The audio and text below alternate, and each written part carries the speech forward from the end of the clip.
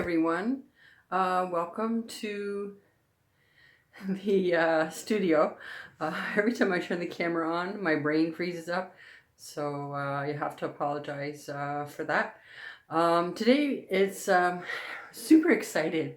I'm going to be doing a workshop showing you how to do some reflections on the water. So I've actually got two images here today because I couldn't make up my mind which one you guys, my students, might be most interested in. Both of these are my own photographs. This one here on the left is a picture that I took when I was on a train out of Sault Ste. Marie. It's a tour that you can take going into the Agua Canyon, which was actually, it was totally worth the time and money. It was beautiful. So this is from the train, and this is one of the lakes that you pass on the way. And as you can see, the forest here is basically a coniferous forest, so it's all pine trees that grow up in that area. This one is a little more local to where I am. This is Mill Pond in Milton, Ontario, and this one I took this past summer, early morning, so the sun was actually just coming up and kind of hitting the sides of the trees over here. So it's up to you, whichever one you want to go with. It really doesn't matter which image you use. Just because I'm suggesting an image doesn't mean that you can only use that image when you're doing these workshops, because basically if you've done any of these workshops already with me, you know that what I'm teaching more is technique. And my idea is to teach you how to paint, not so much what to paint. So my hope is when you're doing these that you'll come away with having learned some new skills and some extra confidence. So I'm actually going to be doing this one here. I've already done a couple paintings of this, but it's still something that's really strong in my mind. It was such a gorgeous morning that I'm completely okay at revisiting it. So we're going to get started, as we usually do, with a pencil or a charcoal pencil. I use a charcoal pencil. You can certainly use a regular lead pencil, and we're going to sketch out our large objects. Now this one here is pretty basic. We've got a shoreline on the far side of the pond, and I'm actually going to move because I want this picture today to be more about the water and less about the sky. So I'm going to move that shoreline further back. So it's going to look like a little bit bigger pond.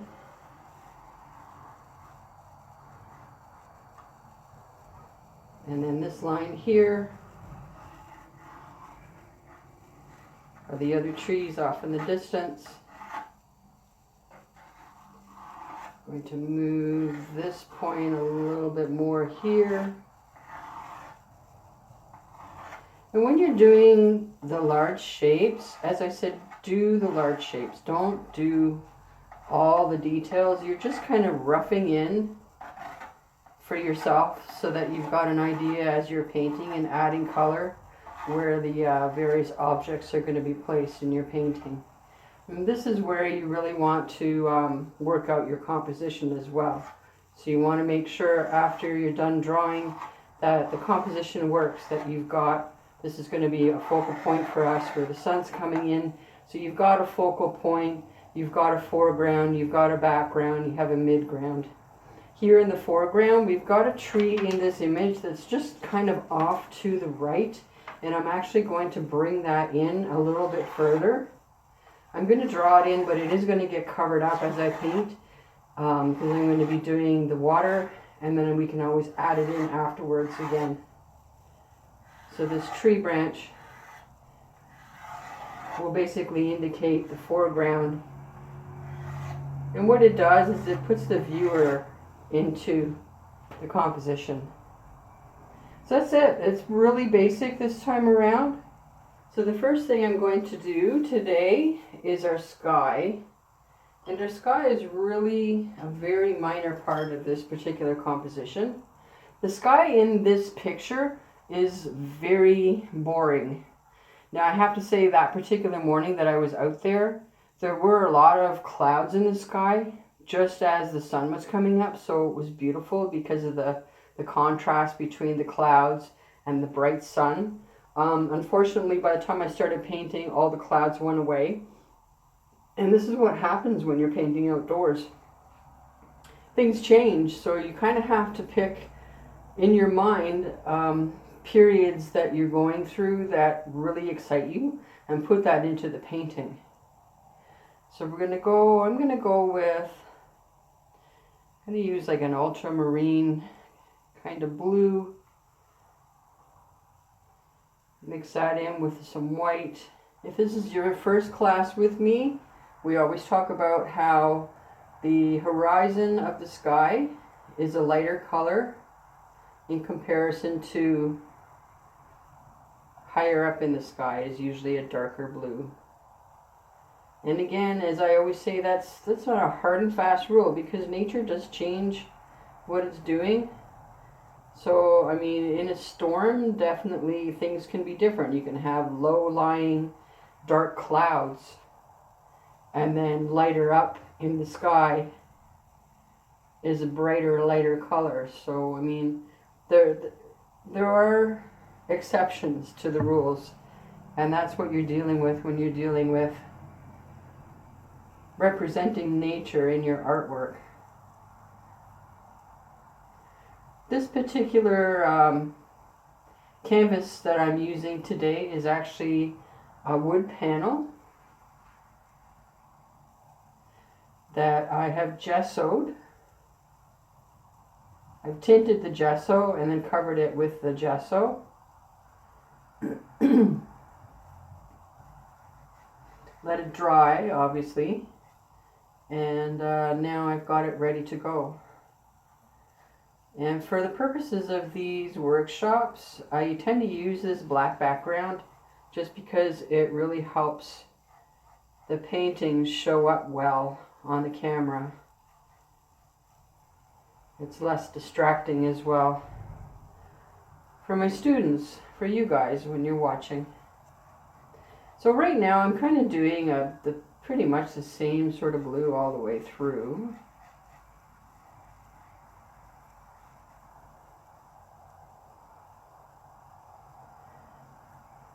Over here,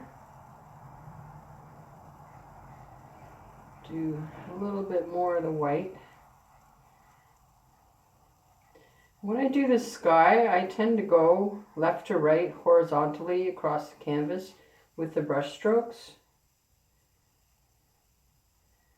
I find it mimics the real life aspects of your sky a little more realistically.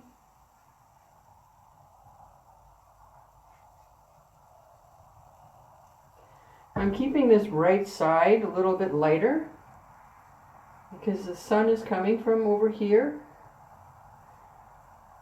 and I want to give that impression. And then on the other side I'm going to add a little bit more blue over here.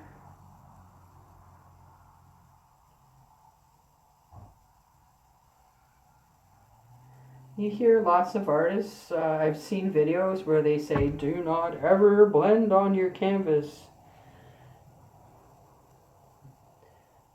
I do it occasionally, and I don't ever have the oil painting police come knocking on my door telling me that I can't do that.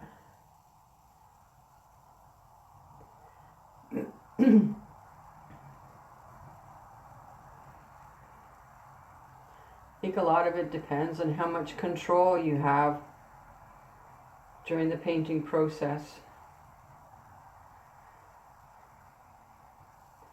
The other thing I want to mention, when you do your sky, try to match anything on your page, try to match the size of your brush to the size of the area that you're painting. So this one here, kind of a medium-sized area, so I sort of picked a medium-sized brush. It's not too big, not too small. I'm going to go in, I'm going to grab a slightly smaller brush, because I want to put some yellow in here, just kind of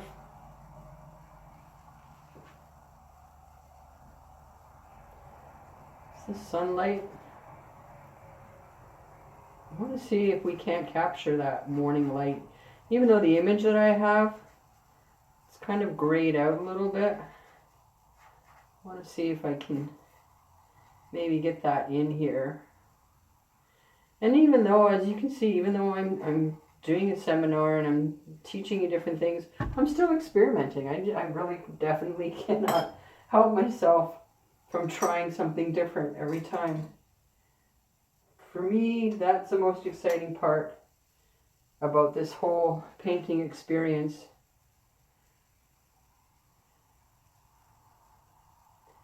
It's trying new things.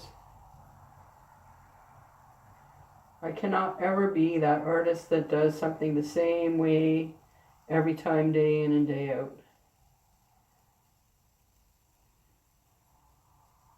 So the method that I'm showing you here today for your water reflections is basically just one method that I use. There's many different ways of doing it. Okay, so I think I'm pretty happy with that. We can always go back in with our sky.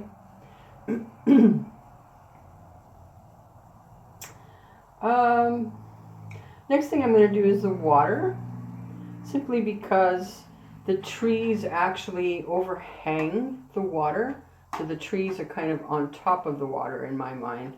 So if I do the water next and then I move back to the trees, things are going to sit a little bit better. Let's grab a fresh brush, and our water section is quite large. So I'm going to grab, this one's a curry brush, it's a number 16. Not that it matters, you use whatever brush it is that you've got in your repertoire. I don't want you going out and spending all kinds of money on special brushes and equipment and things like that. I want you to use what you have. Sometimes when you use what you have, it forces you to be more creative. So, because this is a pond tends to be more greenish, and if you've ever been to a pond, that's the water itself tends to have more of a greenish tinge, and that's basically what I'm gonna do in this. Let's get that green in there, on top of which we've also got the green of our trees on the far side being reflected. So I'm gonna add some blue into my white. I'm going to start too dark at first. We're going to grab a little bit of the yellow, which will green up what we have in here. See how it's got just a very slight green tint? It's almost like a blue-green going on. I'm going to start with that, and we're going to go across and just lay some color in. And I don't want it to be super flat and solid at first, because if you've ever looked at water from the point of view of standing along a shoreline, there's all kinds of little colors and things in there, because it picks up reflections from everywhere. It picks up reflections off the trees, it picks up reflections from the sky, things along the shoreline. You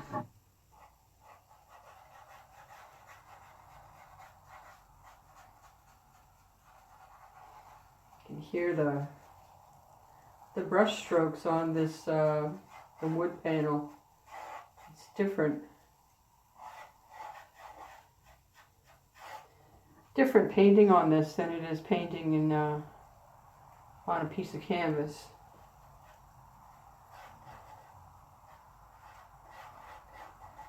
Certainly for this workshop you can use a stretched canvas, you can use a canvas board, you could use canvas paper.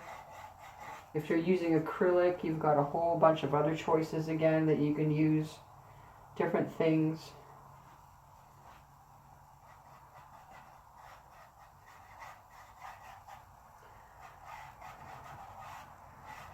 down here, I actually want to do a little bit more blue in this area.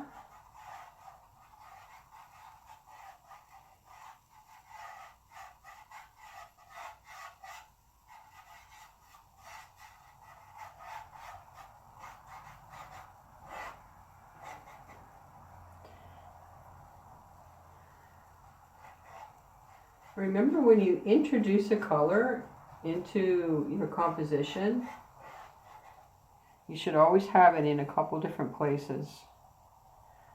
Otherwise, the eye's going to get stuck on that one area that just has a solid, whatever color it is, a solid red door or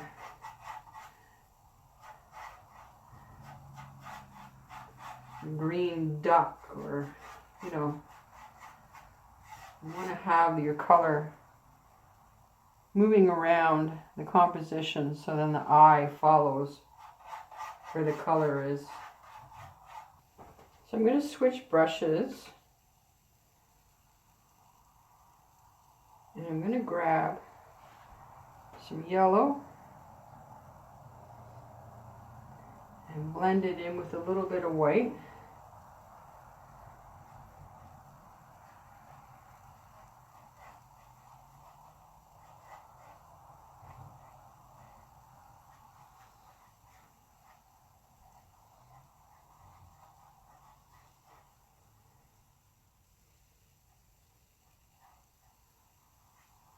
We're going to pull it across these other colors that we've got in here.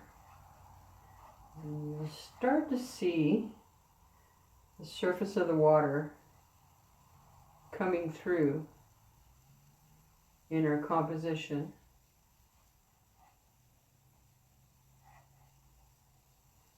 The thing about painting is it goes through stages. As you're going through and you're creating this piece of artwork, there are stages where when you look at it, everything's going to make sense.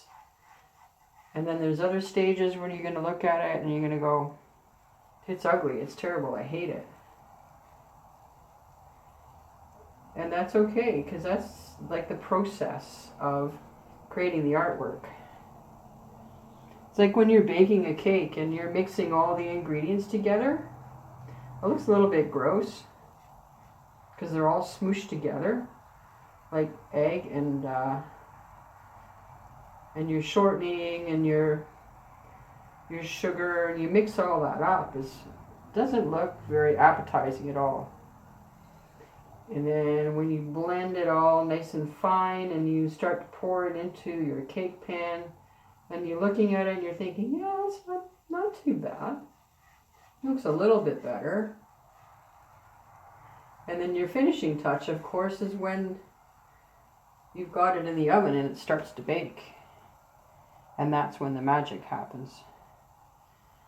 So it's like anything. It's like creating your artwork is the same idea. It's going to go through stages where you're thinking, oh my gosh, this thing is disgustingly ugly. And then other times you're going to look at it and think, wow, this is great.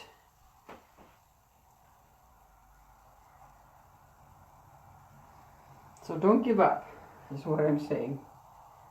If something doesn't look like it's going your way at first, that's fine. You just keep going, pushing through it.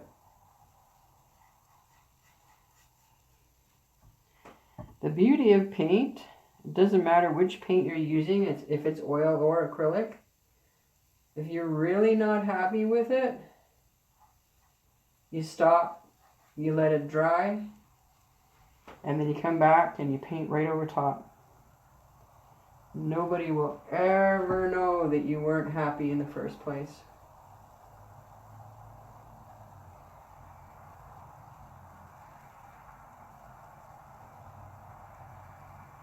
So I'm just really trying to work on this nice bright area over here to the right, where we've got a nice reflection coming through of the sunlight.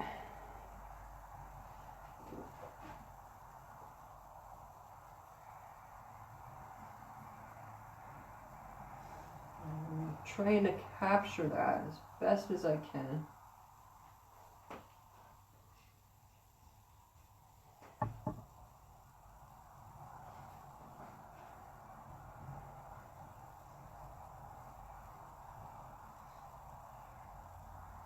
I'm using two different yellows today. I've got Azo yellow, which is the lighter, brighter yellow. And then I'm using Cad yellow as well, which is more of a mustardy kind of yellow.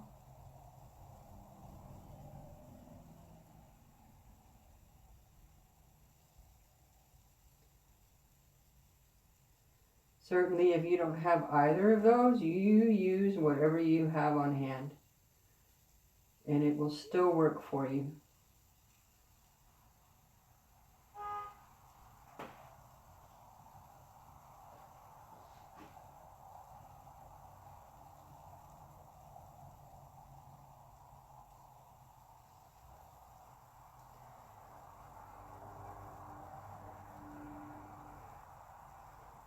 Painting these is a lot of fun, actually, because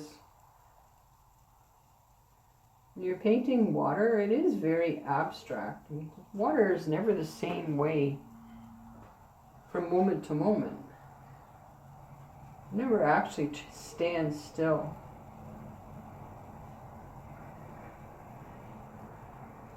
Especially out in nature, it's always moving, it's always changing.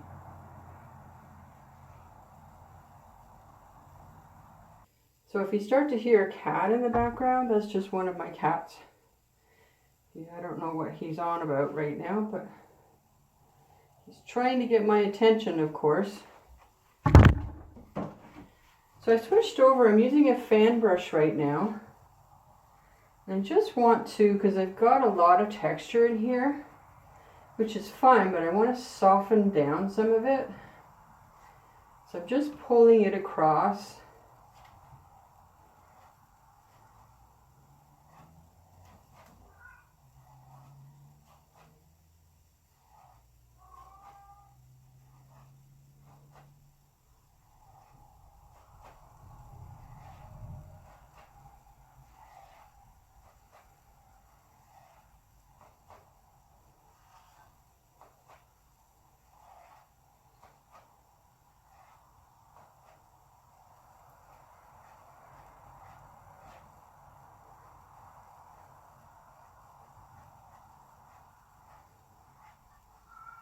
There we go.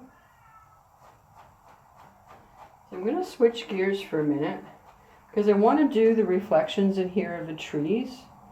And I could do the reflections, and I've done it before. I've done the reflections first and then done the trees. But for the purposes of this, and I think for you guys, it's going to be a little easier if I go ahead and do the trees first. So I'm going to grab this brush here. So a lot of people would throw this brush out, but keep your brushes when they're like this because they're perfect for when you want something that's nice and fuzzy in the background, which is basically what we want for the trees because it's got the splayed end. And we've got various different greens going on in our trees, so I like to start off with a middle shade first. And today I'm going to cheat a bit. Usually I do not use green, but I'm actually going to use a little bit of the sap green today. And I'm going to mix that in with some of the blue that I've already got here on my palette. Just to find kind of a middle green. So not the dark green, not the light green, but the mid-tone green that you're seeing in your image. And I'm just going to dot that in.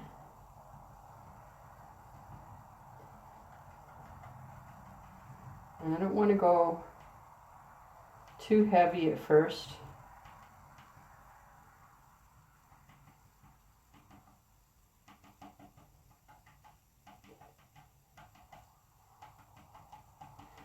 And when you're doing this, move your brush around. I don't know if you can see, but I'm rolling my brush in my fingers as I'm going. So I'm getting different edges of the brush.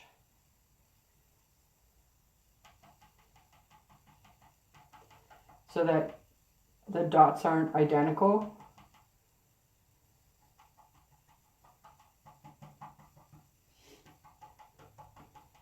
And again, like I said earlier, there's like this ugly stage where you look at it and you go, oh, I don't know what that is. It's just a bunch of, you know, mishmash, jumble of whatever. And it's all going to come together. So don't despair. It always works out in the end.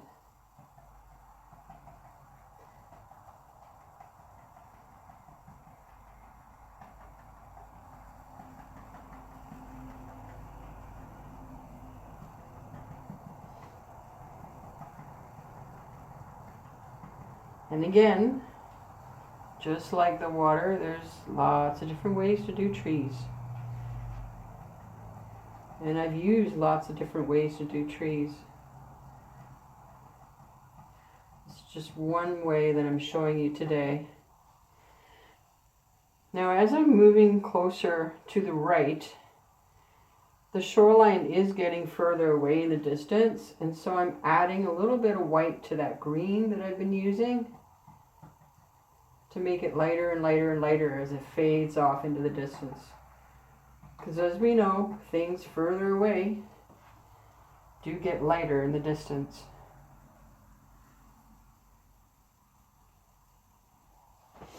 And these trees back here on the far side.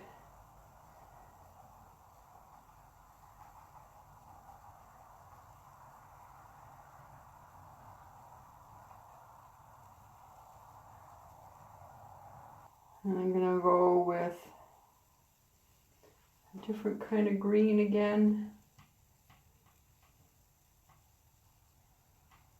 Add that through. I'm going to go darker.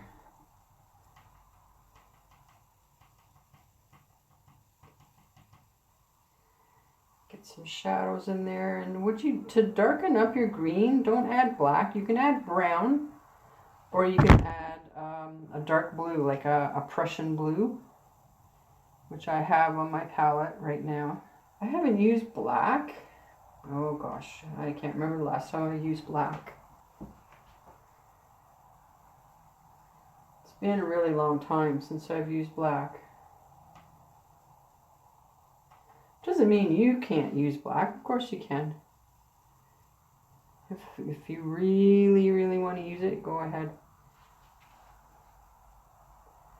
But there's really, true black is not a color that you'll ever find in nature. It's something that we made up. And they say a black is night kind of idea. Well, there's still colors in night.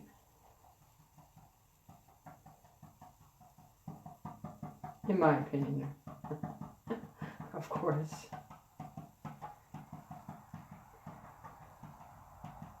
So as you're going along, I'm looking at the photo and I'm looking, there's this little section here that's got a little bit darker because these trees are taller, and so the sun's not getting into this little glen here. So I'm going to put that in. And again, just because your photo, or if you're outdoors painting, just because there's something there that you see, you don't have to put that in. There is no hard and fast rule that you have to put in everything that you see. I was talking to an artist friend, Ralph Wall, and he said that when he paints outdoors, and if there's any man-made structures in the view that he's looking at, he never includes those structures.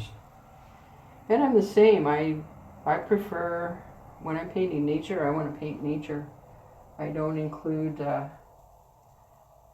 man-made structures or man-made things. Now certainly, if you want to have buildings in your composition, I encourage you to do it. Just go for it. Definitely add those in. After all, it's your composition. So back here, I'm doing it a little bit darker than the way the photo is. I may end up lightening it out again. We'll see how I like it. Okay, so I'm actually going to switch, because this brush is kind of smooshy with all kinds of dark. I'm going to grab another brush. If you're using acrylic, you can certainly wash your brush. I don't have patience for washing my brushes in between, so I use a bunch of brushes and I wash them all at the end, and then we're good to go. I don't worry about it. So I'm actually going to do a combination of these two yellows on this brush. I'm going to put the two together a little bit. Normally I don't do like a straight color out of the tube thing, but I'm doing this because when I touch this color now onto this painting, there's already color on here, so it's going to blend onto the canvas, so it won't be a pure color anyways. I'm just going to add in where that sun, that bright morning sun, is just kissing the trees.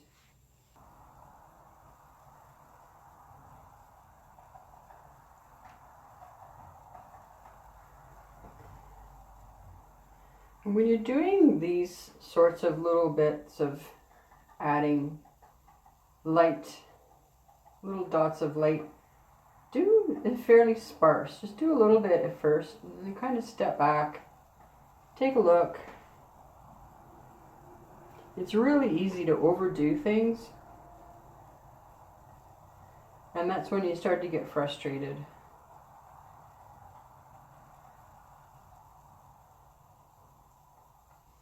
When I have students here in the studio, which hasn't been for almost a year now,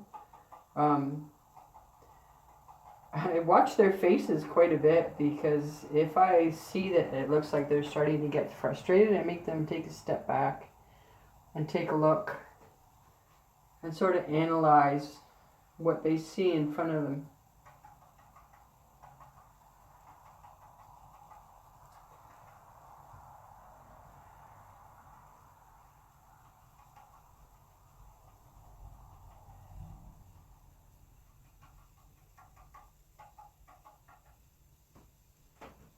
So I'm going to use the same brush now, and I'm actually going to add some white into that yellow that I've been using and brighten it up considerably.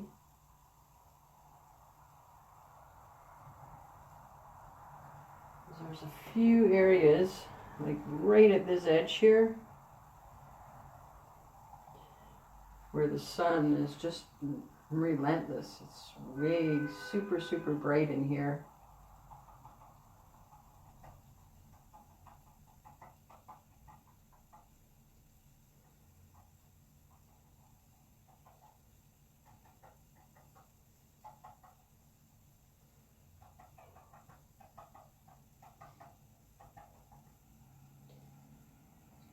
Add through a little bit, and we'll do a couple dots on this far side over here as well.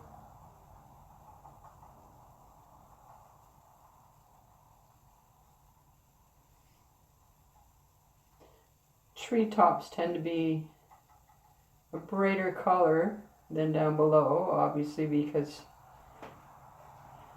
the sun is where on the top of the trees rather than below. Now, as you can see, I haven't done right along the shoreline yet. I'm going to do that a little bit differently. I'm going to actually add some brown in the darker green that we've got. I want to put that dark shoreline line in here. It's that little shelf where the water meets the shore and then you've got the vegetation hanging over, and then often there's no light in that area because the sun is obscured by all the vegetation. And so there's that line that you see.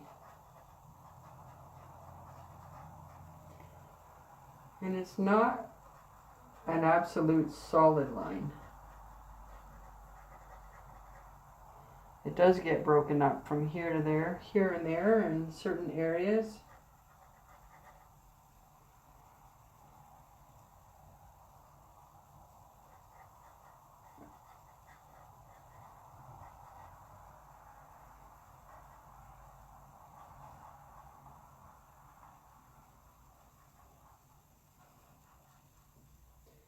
And I know you're all thinking, okay, I signed up for this because I wanted to do reflections, and we're going to get to those. I like to leave the fun bit for the end. This is the most fun part is going to be doing the reflections, so we're going to be doing that. It's closer to the end.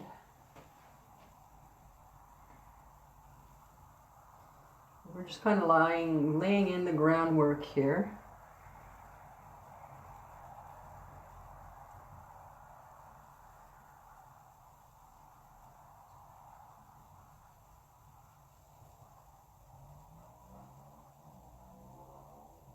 So I've got that line in. Now what I'm going to do is there's bushes, if you look again on your reference, there's bushes that hang over top of the water.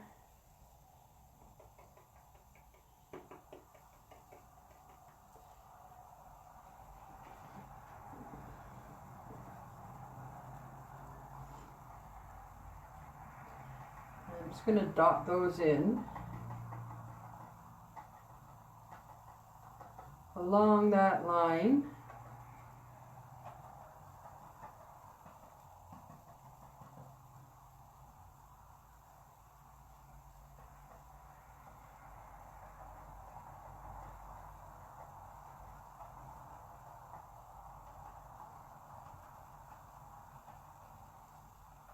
Okay, so we're going to leave that part for now. We're going to grab one of our larger brushes and we're going to pick up this one here. We're going to pick up some of the tree color from our palette that we've mixed up before.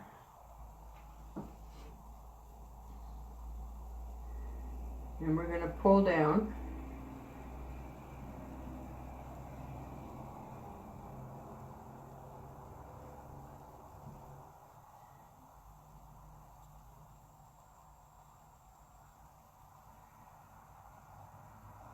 And do some of our trees.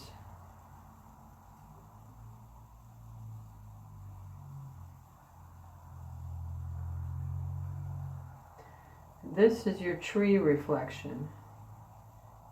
And you can see as I'm going, there's still some of the board or the canvas that's not being covered. I want to just leave that. I don't want to cover that. And you'll see why in a minute.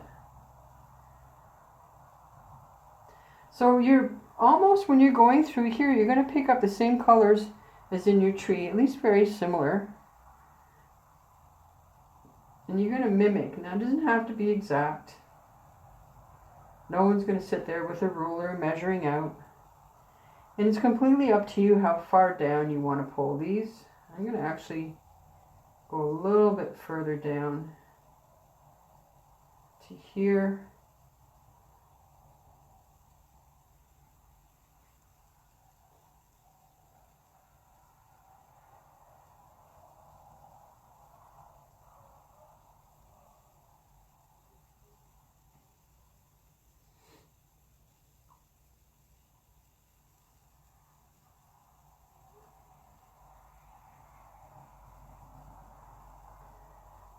Here.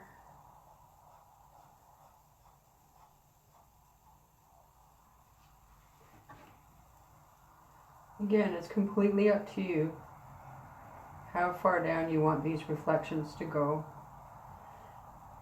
And because we've already got a fair bit of paint on here, if you're using oil,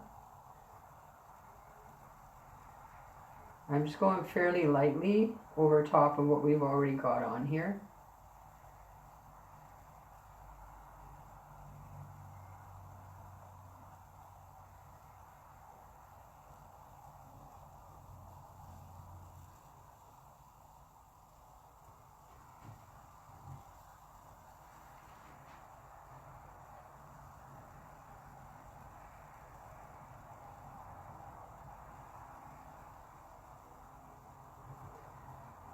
A little bit. Can't really see too much reflections back here, but it's completely up to you if you want to put those in or not. And put a little bit.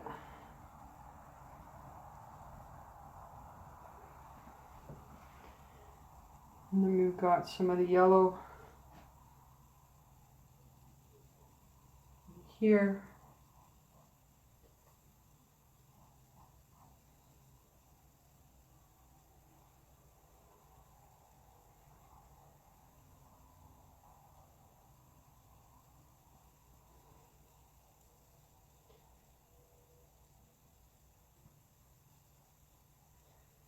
I'm doing it fairly similar, but not exact, of what we've got up top. Again, when you look in the water, there's distortions there a lot of the time.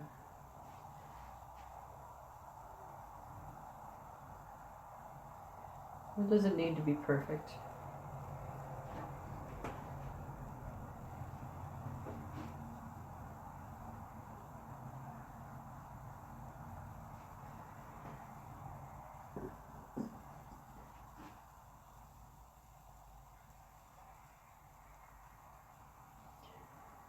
Got a little bit of the white, the lighter yellow coming into this side here.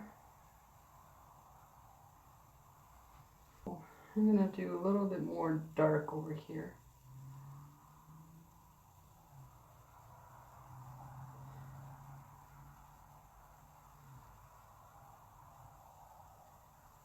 Again, I'm just barely touching the canvas, because as you can see, it's leaving kind of a streaky look, which is what you want.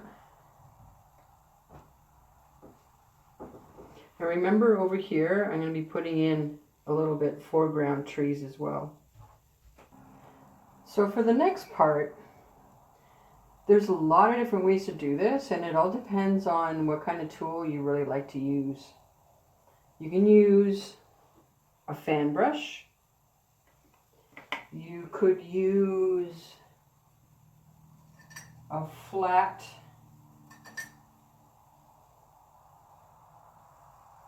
brush with a nice tight edge, or you could even use your palette knife.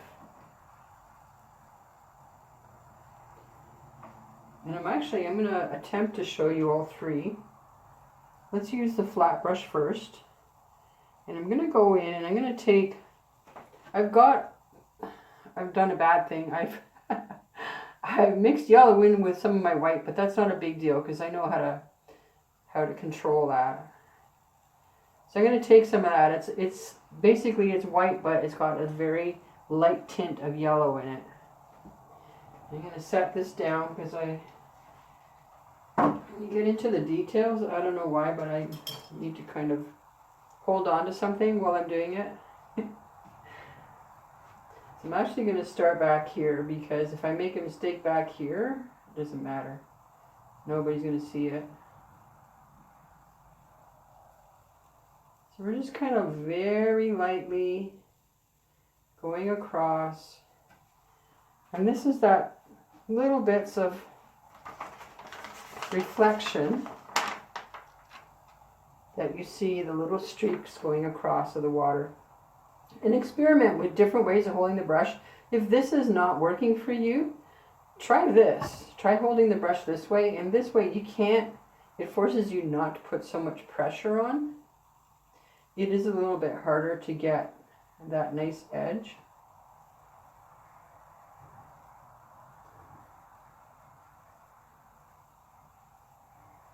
So So you can use this brush, or depends how fussy you want to be. That brush is really super fussy. Or you can use a fan brush, which is probably my favorite way. This and the palette knife. And again, just very lightly, I've just very lightly edged the brush with white.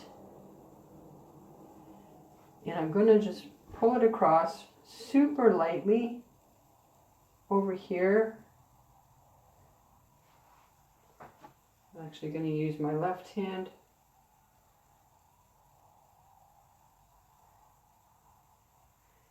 I'm going to go all the way across because I want to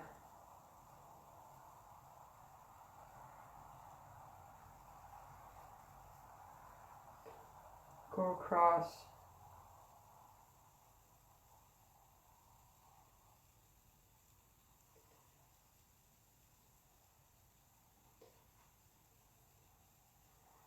And we're sort of cutting through that water.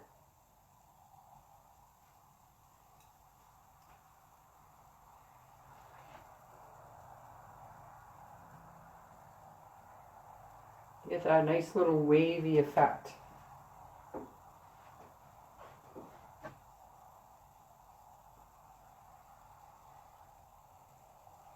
I'm wiping it off in between because your brush is going to pick up some of that paint and I don't want it to turn into mud.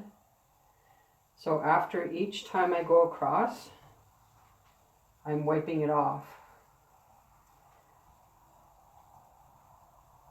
I'm just going to grab a little bit of that white.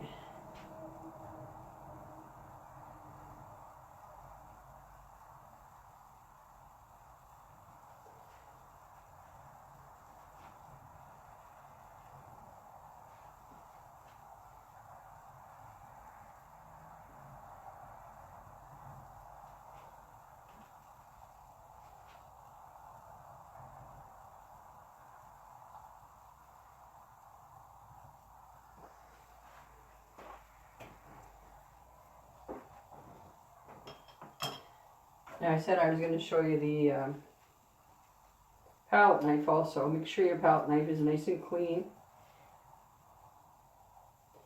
And then I just run it across the edge. Just to pick up a little bit of paint on the edge.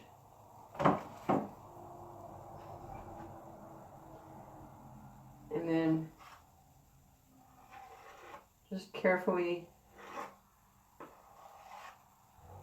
go through in spots.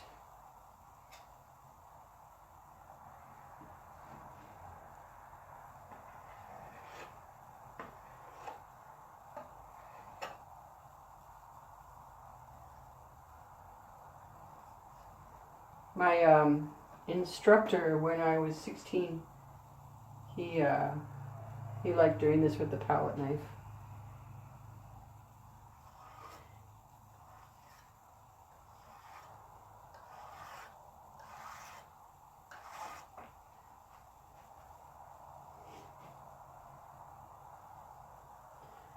The interesting thing is when you take courses like this or you learn from a particular instructor or mentor, you'll take some of the ideas that they have, but you're not going to use all of them. You tend to take what works for you and then come up with your own sometimes as you're going.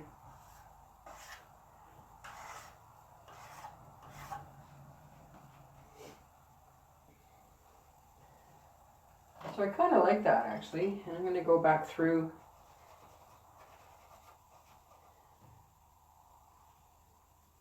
with my fan brush. There's a couple places that are a little bit globby. I'm just going to pull those across.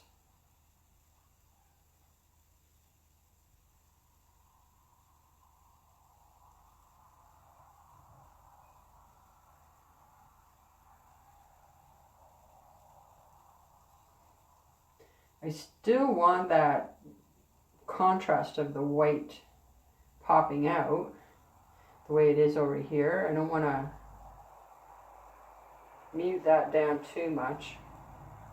I just don't want the big, huge globs in there. So the last thing I'm going to do, grab one of these, I'm going to grab that flat brush again. Flat brush when I'm drawing in branches and things like that. Certainly if your preference is for a brush more like this, go ahead and use it. My personal preference is the flat brush, especially when they're new and they have that nice tight edge still. So I'm going to go back in and I have to decide how far I want these branches to go. And I think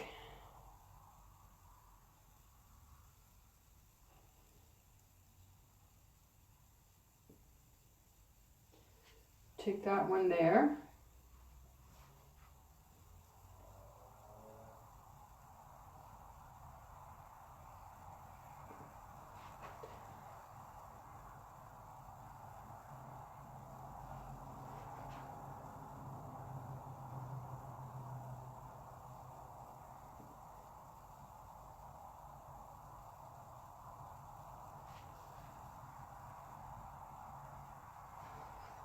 As I'm doing these, I'm half wondering if I want branches or if I want grass.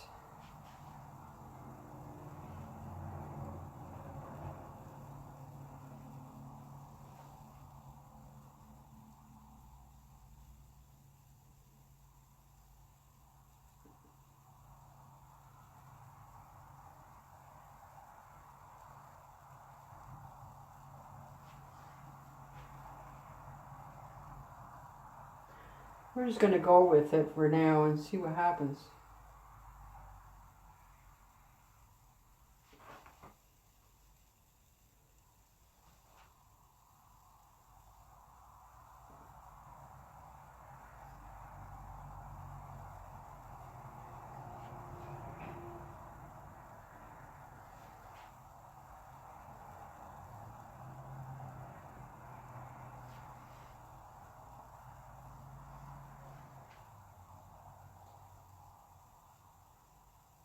So I kind of have those laid in. I'm going to add some yellow to my brush.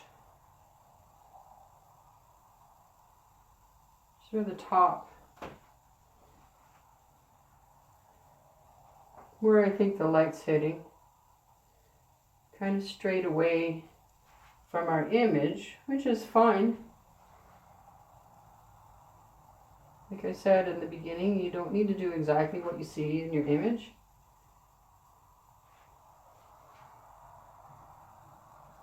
You're the artist, you get to choose what it is that you want to show in your work.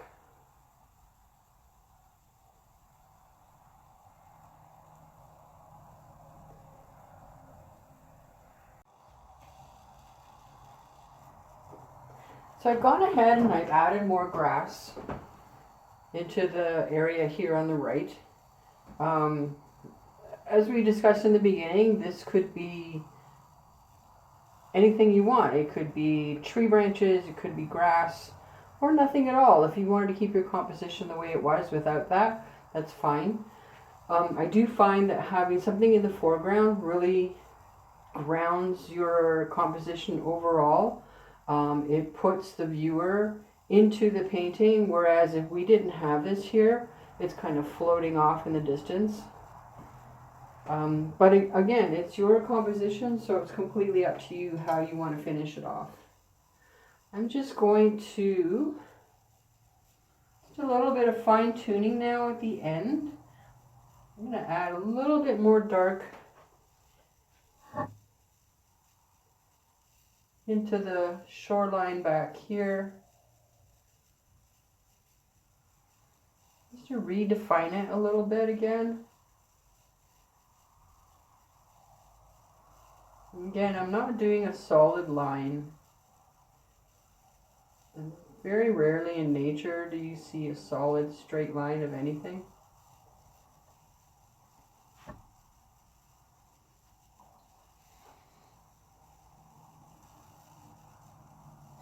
As you get down to the end of your finishing off your work, you kind of slow down a little bit, you take a look, and then you're just sort of touching up little areas. The idea is to go back in and redefine the darks and make the lights a little brighter. And sometimes just doing the darks will actually make the lights brighter because you've added in a little more contrast. So sometimes you only need to do the one, and usually it's the darks that work, at least in my opinion. Adding in just a little bit more dark here and there just makes everything around it that's lighter pop even that much more.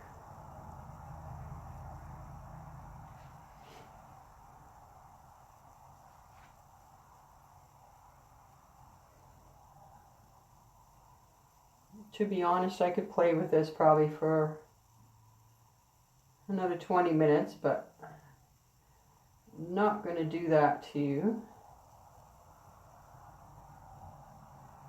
And I don't want you to do that with your work either. You have to learn when enough is enough and when to let it go and just be happy with what it is. Although what we just did there, I really like that. I'm going to add a little bit more dark over here. I like the contrast myself. Some people prefer to keep things softer, but I like contrast of the deeper shadows with the brighter lights. I like the drama in the artwork.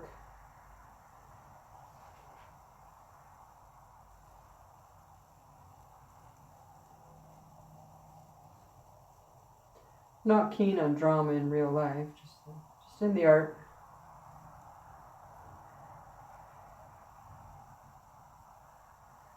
Back here, I'm just going to do this far corner.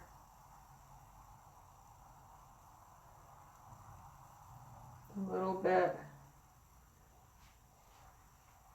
And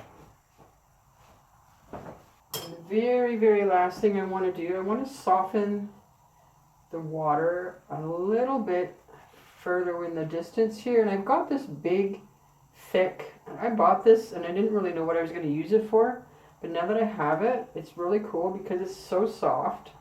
It's not a typical kind of brush that you would buy for oil painting, but I like it because when I go across the surface of the oil and I hit it very, very lightly, it actually smooths out the surface,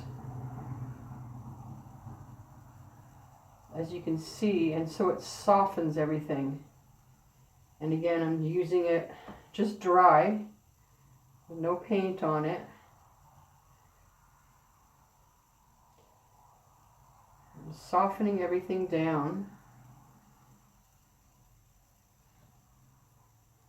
Just areas that are off in the distance, because things in the distance are blurrier and softer and less detail. I just want to soften that a little bit.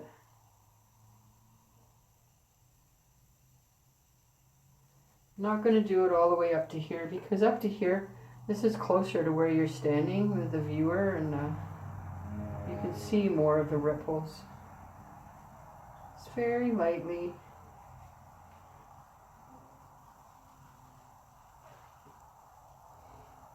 Yeah. We're pretty happy with that. So as always, the very last thing that I encourage you to do with your art is to sign your paintings. And again, just use whatever color you've already got on your palette. Don't reinvent a new color. Unless you like to have your signature stand out very bold.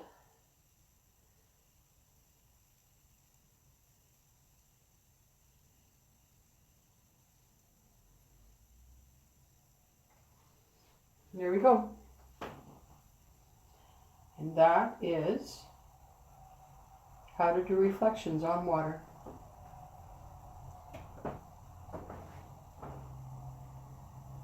Well, I hope you enjoyed the workshop today. It was certainly a lot of fun for me to do.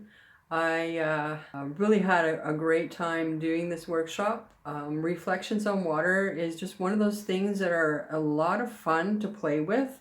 And don't be afraid to go back and do that exact same image if you want to, but again in a different way. Use different brushes like we talked about and different techniques. Change the colors if you want to. Instead of putting the grass in, put the tree in. Learning how to paint is like anything in life. It just takes practice. So keep practicing, keep working at it, and I hope you enjoyed yourself. Thanks so much. Bye for now.